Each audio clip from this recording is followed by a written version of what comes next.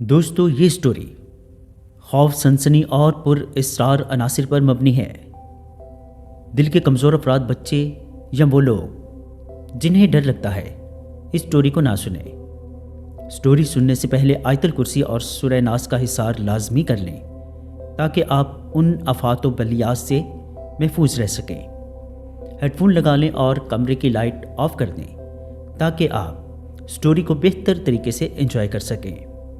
السلام علیکم دوستو، کیسے ہیں آپ سب؟ اللہ سے دعا ہے آپ سب خیریت سے ہوں اور جہاں بھی ہوں اللہ کی امان میں ہوں۔ اللہ آپ کو صحت اور ایمان والی لمبی زندگی عطا کرے۔ دوستو، آپ سب سے ریکویسٹ ہے کہ میرے اس چینل کو سبسکرائب کریں اور بیل نوٹیفیکیشن کو بھی آن کر دیں تاکہ ہماری آنے والی ہر ویڈیو کا نوٹیفیکیشن آپ تک بآسانی پہنچ سکے۔ دوستو، بڑھتے ہیں آج کی سٹوری کی جانب۔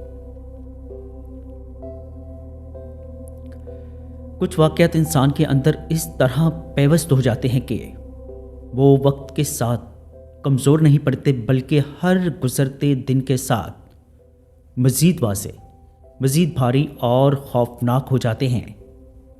وہ رات میری زندگی کو 2 حصوں میں تقسیم کر گئی، ایک اس رات سے پہلے اور ایک اس رات کے بعد۔ میں اس وقت نجی ایمبولینس سروس میں ڈرائیور تھا۔ یہ کام میں نے مجبوری میں اپنایا تھا۔ والد کے انتقال کے بعد گھر کی تمام تر ذمہ داری میرے کندھوں پر آ گئی تھی۔ دن میں مریضوں کو ایک ہاسپٹل سے دوسرے ہاسپٹل لے جانا اور اکثر ڈیڈ باڈیز کی منتقلی، یہ سب میرے معمول کا حصہ بن چکا تھا۔ میں خود کو مضبوط سمجھتا تھا، مگر مجھے نہیں معلوم تھا کہ اصل آزمائش ابھی باقی ہے۔ وہ رات نومبر کی تھی۔ سردی نے ابھی اپنی پوری شدت اختیار نہیں کی تھی، مگر ہوا میں ایک عجیب سی نمی اور بوجھل پن موجود تھا۔ گھڑی میں نے دیکھی تو رات کے ٹھیک 3 بج رہے تھے۔ ہمیں لاہور جناح ہاسپٹل سے ایک ڈیڈ باڈی لے کر شہر سے باہر ایک چھوٹے سے گاؤں جانا تھا۔ مرنے والا ایک درمیانی عمر کا شخص تھا جس کی اچانک ہارٹ اٹیک سے موت واقع ہوئی تھی۔ سب کچھ نارمل لگ رہا تھا، کاغذات مکمل تھے اور لاش۔ میرے ساتھ ایمبولینس میں ایک کمپاؤنڈر بھی تھا۔ اس کا نام نعمان تھا۔ وہ مجھ سے چھوٹا تھا مگر اس کام میں خاصا تجربہ رکھتا تھا۔ ہم نے بسم اللہ پڑھی، دروازہ بند کیا اور ایمبولینس سٹارٹ کر دی۔ شہر کی روشنیاں پیچھے رہتی جا رہی تھیں جیسے جیسے ہم مین روڈ سے ہٹ کر سنسان سڑک پر داخل ہوئے۔ ماحول بدلنے لگا، اسٹریٹ لائٹس کم ہو گئی، ارد گرد کھیت، ویران پلاٹ اور کچھ پرانی عمارتوں کے سائے نظر آنے لگے۔ ایمبولینس کا سائرن بند تھا، صرف انجن کی مسلسل آواز اور سڑک پر ٹائروں کا شور۔ میں نے ریئر ویو مرر میں دیکھا، نعمان خاموش بیٹھا تھا، شاید وہ نیند میں تھا۔ پیچھے لاش بالکل ساکت تھی۔ سفید چادر کے نیچے انسانی وجود کی بے حرکتی ہمیشہ مجھے ایک عجیب سا احساس دیتی تھی، مگر میں اس کا عادی ہو چکا تھا۔ کچھ فاصلے پر اچانک مجھے لگا جیسے ایمبولینس کے اندر کا درجہ حرارت کم ہو رہا ہے۔ میں نے ہیٹر کی طرف ہاتھ بڑھایا مگر وہ پہلے ہی آن تھا۔ وہ سردی ہڈیوں میں اترنے لگی۔ میں نے اپنے کندھے سکیڑ لیے۔ اسی لمحے نعمان نے دھیمی آواز میں کہا، بھائی، کیا آپ نے کچھ سنا؟ میں نے چونک کر اس کی طرف دیکھا۔ کیا؟ اس نے پیچھے کی طرف اشارہ کیا جیسے کسی نے دروازہ کھٹکھٹایا ہو۔ میں نے فوراً پیچھے دیکھا۔ ایمبولینس کے پچھلے دروازے بند تھے، سڑک بھی خالی تھی۔ میں نے ہنسنے کی ناکام کوشش کی۔ ہوا ہوگی، آوازیں آتی رہتی ہیں۔ نعمان نے کچھ نہیں کہا مگر اس کے چہرے سے لگ رہا تھا کہ وہ مطمئن نہیں ہوا۔ میں نے رفتار برقرار رکھی مگر دل کے اندر ہلکی سی بے چینی نے جگہ بنا لی۔ چند منٹ بعد وہی آواز دوبارہ آئی۔ اس بار واضح تھی، جیسے کسی نے اندر سے ہلکا سا دروازہ تھپتھپایا ہو۔ میری انگلیاں ٹریننگ پر سخت ہو گئی۔ ایمبولینس میں ہمارے علاوہ کوئی زندہ نہیں تھا۔ میں نے خود کو سمجھایا کہ یہ سڑک کی ناہمواری ہے، مگر دماغ اس بات کو ماننے سے انکار کر رہا تھا۔ اچانک پیچھے سے ایک مدھم سی کراہ سنائی دی، وہ سن کر نعمان تقریباً اچھل پڑا۔ بھائی، یہ آواز! میرا گلا خشک ہو چکا تھا۔ میں نے پیچھے دیکھنے کی ہمت نہیں کی۔ میرے کان پوری طرح متحرک ہو چکے تھے۔ وہ آواز دوبارہ آئی، اس بار زیادہ واضح، جیسے کسی کے سینے سے ہوا نکل رہی ہو۔ لاش سے آواز نہیں آتی۔ نعمان کی آواز کانپ رہی تھی۔ میرے دل کی دھڑکن تیز ہو گئی۔ میں نے ایمبولینس ایک طرف روکی۔ شاید یہ میری زندگی کی سب سے بڑی غلطی تھی۔ جیسے ہی گاڑی رکی، اندر کا ماحول اور بھاری ہو گیا۔ ہوا جیسے جم سی گئی، نہ کوئی پرندہ نہ کوئی کیڑا، مکمل خاموشی، ہر طرف مکمل خاموشی۔ پھر وہ ہوا جو میں کبھی نہیں بھول سکتا۔ پیچھے اسٹریچر پر رکھی لاش کے اوپر والی سفید چادر آہستہ آہستہ سرکنے لگی۔ نعمان کی چیخ نکل گئی، یا اللہ، یہ کیا ہے؟ میرے پورے جسم میں سنسناہٹ دوڑ گئی۔ میں نے فوراً گاڑی سٹارٹ کرنے کی کوشش کی، مگر انجن ایک لمحے کے لیے بند ہو گیا۔ وہ لمحہ صدیوں جیسا تھا۔ پیچھے سے اب آوازیں تیز ہو چکی تھی، کراہ، سانس، جیسے کوئی درد میں ہو۔ اچانک ایمبولینس کے اندر بدبو پھیلنے لگی۔ وہ عام ڈیڈ باڈی کی بو نہیں تھی، بلکہ سڑی ہوئی مٹی اور نمی کی ملی جلی مہک۔ مجھے متلی آنے لگی۔ نعمان نے کانپتے ہونٹوں سے قرآن کی آیات پڑھنا شروع کر دی۔ اس کی آواز رند گئی تھی، مگر وہ رکا نہیں۔ اسی دوران میں نے ریئر ویو مرر میں دیکھا۔ وہ منظر آج بھی میری نیند چھین لیتا ہے۔ لاش کی چادر آدھی سرک چکی تھی۔ چہرہ نظر نہیں آ رہا تھا، مگر سینہ واضح طور پر اوپر نیچے ہو رہا تھا، جیسے وہ سانس لے رہی ہو۔ مگر میں جانتا تھا، ہم دونوں جانتے تھے کہ وہ شخص مر چکا ہے۔ اچانک اس نے بولنے کی کوشش کی، ایک بھاری گھٹی ہوئی آواز، جیسے گلا مٹی سے بھرا ہو، مجھے یہاں کیوں چھوڑ دیا؟ نعمان بے ہوش ہو کر سیٹ سے نیچے گر گیا۔ میں نے چیخ مارتے ہوئے انجن دوبارہ سٹارٹ کیا۔ اس بار گاڑی چل پڑی۔ میں نے پوری طاقت سے ایکسیلیٹر دبایا۔ ایمبولینس تیزی سے اندھیرے کو چیرتی ہوئی آگے بڑھنے لگی، مگر وہ سب ختم نہیں ہوا تھا۔ اب مجھے لگا جیسے کوئی پیچھے شیشے پر ہاتھ مار رہا ہو، دھپ دھپ، جیسے کوئی باہر نہیں بلکہ اندر سے نکلنا چاہتا ہو۔ میں نے آنکھیں بند کر کے دعائیں پڑھنا شروع کر دی۔ خوف سے میرے آنسو خود بخود نکل رہے تھے۔ کچھ ہی منٹ بعد، جیسے ہی ہم ایک چھوٹے سے قصبے کے قریب پہنچے، سب کچھ اچانک رک گیا۔ آوازیں، حرکت، بدبو، سب غائب۔ نعمان ہوش میں آیا اور رونے لگا۔ میں نے گاڑی روکی، باہر نکل کر تازہ ہوا میں سانس لی۔ ہم نے لاش کو گھر والوں کے حوالے کیا۔ اس وقت وہ بالکل ساکت تھی، جیسے کچھ ہوا ہی نہ ہو، مگر ہم دونوں جانتے تھے کہ ہم نے کیا دیکھا۔ میں نے نوکری چھوڑ دی۔ آج بھی رات کے 3 بجے اگر کہیں دور سے ایمبولینس کی آواز آتی ہے تو میرا جسم خود بخود کانپنے لگتا ہے۔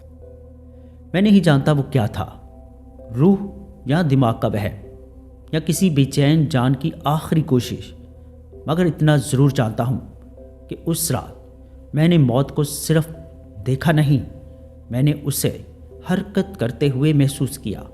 میں زندہ ہوں، مگر وہ رات میرے اندر اب بھی کہیں باقی ہے۔ کئی برس گزر چکے ہیں، مگر نیلم ویلی کی وہ ایک رات میرے اندر ایسے زندہ ہے جیسے وقت وہیں رک گیا ہو۔ ہم 5 دوست تھے۔ لاہور کی ہلچل سے تنگ آ کر ہم نے فیصلہ کیا کہ چند دن قدرت کے قریب گزارے جائیں۔ نیلم ویلی کا نام آیا تو سب کی آنکھوں میں چمک آ گئی۔ سبز پہاڑ، نیلا دریا، خاموشی۔ سبز پہاڑ، نیلا دریا، خاموش راتیں۔ ہمیں کیا معلوم تھا کہ وہ خاموشی کسی اور ہی چیز کی علامت تھی۔ ہم شام ڈھلنے سے کچھ دیر پہلے نیلم ویلی پہنچے۔ سورج پہاڑوں کے پیچھے آہستہ آہستہ غائب ہو رہا تھا، اور فضا میں ایک عجیب سی سنجیدگی پھیل رہی تھی۔ عام طور پر ایسے وقت دل خوشی سے بھر جاتا ہے، مگر میرے اندر مگر میرے اندر کسی انجانی بے چینی نے جگہ بنا لی تھی۔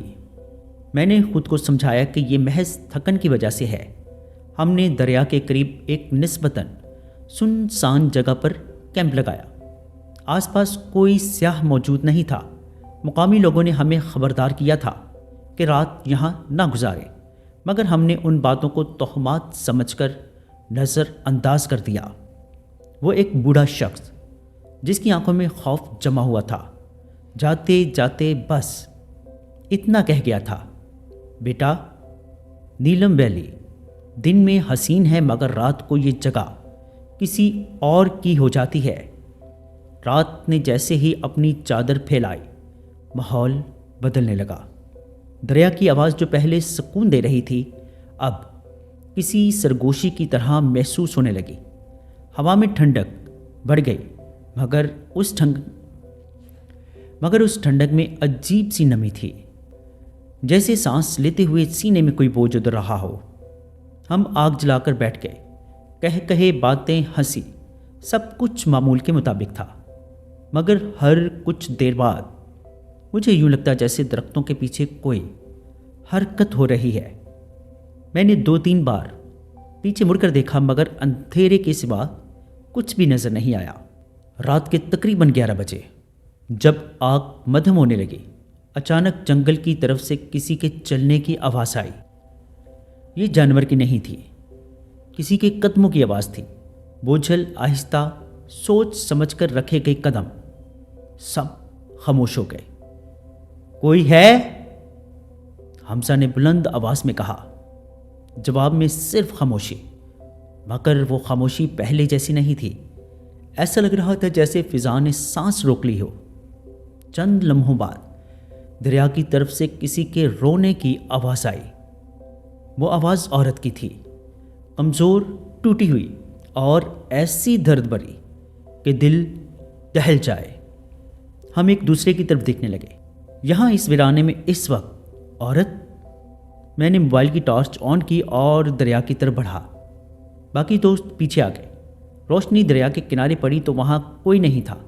آواز اور زیادہ بلند ہو چکی تھی۔ آواز اب بند ہو چکی تھی، جیسے کبھی تھی ہی نہیں۔ واپسی مڑے تو ہماری آگ تقریباً بجھ چکی تھی، اور وہیں جب ہم واپس مڑے تو ہماری آگ تقریباً بجھ چکی تھی، اور وہیں ہمارے خیموں کے قریب زمین پر گیلی مٹی کے ننگے پاؤں کے نشانات تھے، انسانی پاؤں کے، مگر غیر معمولی طور پر لمبے۔ میرے جسم میں سرد لہر دوڑ گئی۔